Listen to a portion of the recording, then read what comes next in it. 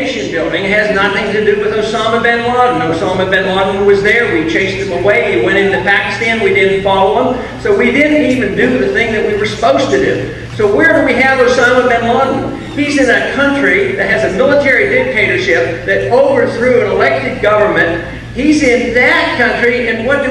They have nuclear weapons, and we subsidize them.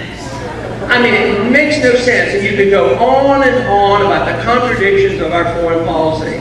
For instance, how long have we been involved in Iran? For a long time, since 1953. Our government, our taxpayers went over there and helped to overthrow their elected leader, and we put in the Shah, who was a militant dictator. And then the American people ask questions, wonder why they don't like us.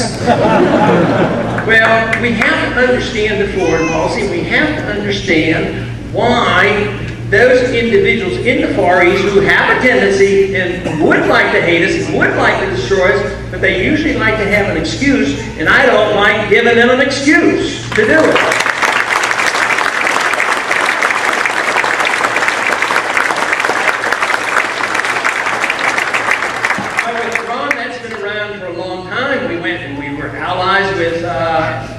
Saddam Hussein, we asked him to invade Iran. Do you think that would have annoyed him? Yeah, well, be it so. So he goes on, and then we wonder why they take hostages and why they don't like what we're doing over there. And of course, now we have occupied a country on each side of Iran, and we have our Navy out in the Indian Ocean, the Persian Gulf, and we have surrounded them, and we intimidate them. And then our people here sometimes ask, well, I wonder what we're going to do now. Well, very simply, we ought to just come on home, is what we ought to do.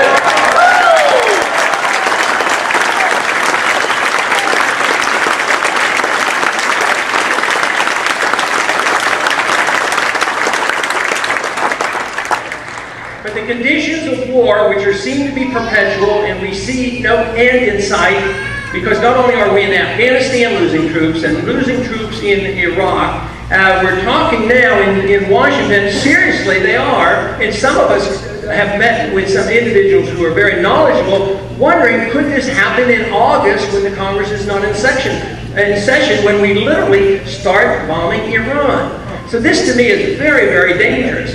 And quite frankly, it's very frightening, because the candidates on both sides of the aisle right now have not been willing to take off the table even a nuclear first strike against a country that's a third-rate country and has no nuclear weapons, no real army, and no navy. So where are we going with this? I say it's about time we challenge this notion that has been introduced to us just in recent years, that we as a country, we as Americans do not need preemptive war.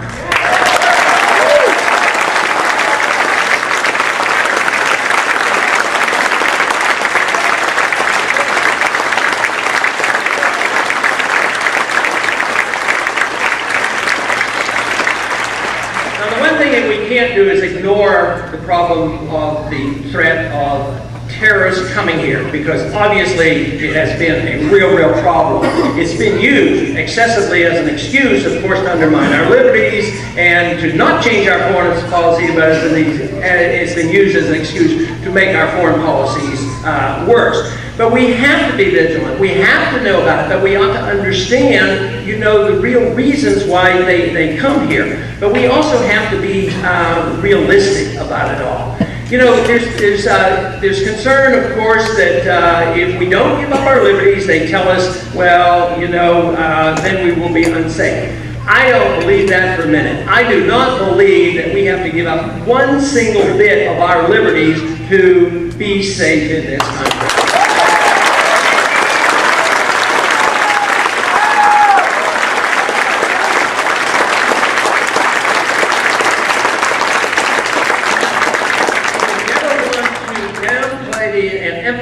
On the dangers that we face and the possibilities that exist. But putting it in perspective, if you take the numbers of people last year who died worldwide from terrorist attack, there wasn't a tremendous number. But if you add them up, and you add up all the people who drowned in our bathtubs in this United States, there are more drownings in our bathtub. So, and this is quite frankly how many people are suggesting that the government comes in and puts a camera in every one of our bathrooms in order to protect us. And this is sort of what they do when they overplay the terrorist card, is that they want to undermine our liberties, know every single thing we do, have national ID cards, search us and do whatever they want because they're going to stop terrorism. But, you know, 9/11 could have been prevented or greatly minimized with a much greater emphasis and respect for the Second Amendment.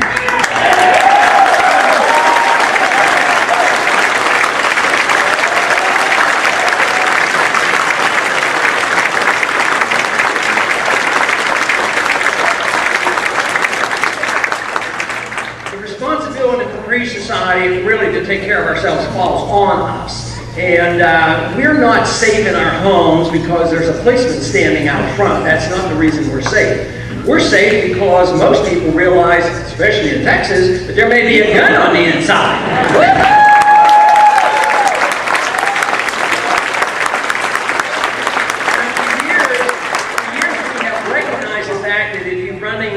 A company that is an armored truck company, you're hauling cash around, you know, we value our cash, and we hire a private guard with a gun, and they don't ever essentially get robbed. But what do? The cargo being passengers, we assume the government's going to take care of us, so they say you can't have any guns on the airplane, and you're not allowed to resist. That's what our government told us. So, very simply, if the pilots had had guns, or those terrorists thought they had guns, they might not even try, you know, to do what they did. So there's a lot to be said about defending ourselves and protecting our liberties by just being freer, not less free, and not with more government regulations and controls of our lives.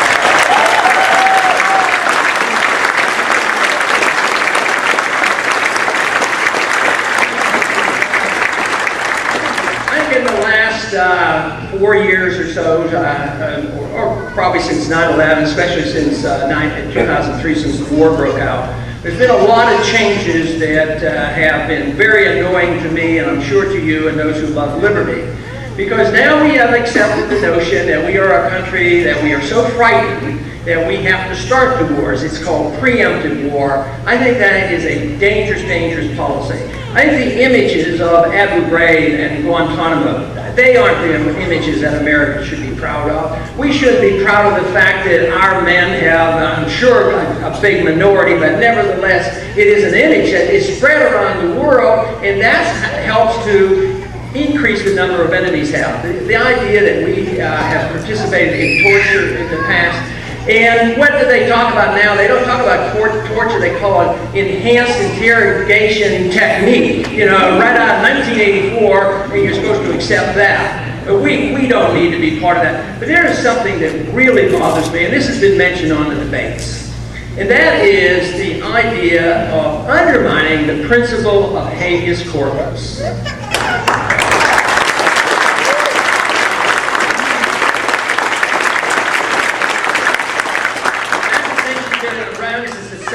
Century. It's been something that we have pondered, and quite frankly, we cannot remain and live in a free country if you don't have high regards and respect for habeas corpus. Otherwise, people can just disappear and never heard about it because they never have their day in court. It hasn't happened to a lot of people. It's happened to a few. Of course, they're always the bad guys. They're always the ones who are the terrorists. Of course, they've never had a trial. They've never been convicted, but they're not entitled to a hearing. So that principle is very, very important. So it's something that we have to be aware of and make sure that that can be reversed. Another thing that happened